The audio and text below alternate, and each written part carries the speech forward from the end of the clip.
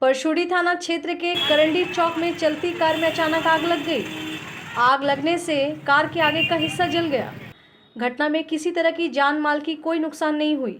घटना की जानकारी पाकर मौके पर ट्रैफिक पुलिस पहुंची और आसपास से पानी लाकर कार में लगी आग को बुझाने का काम किया।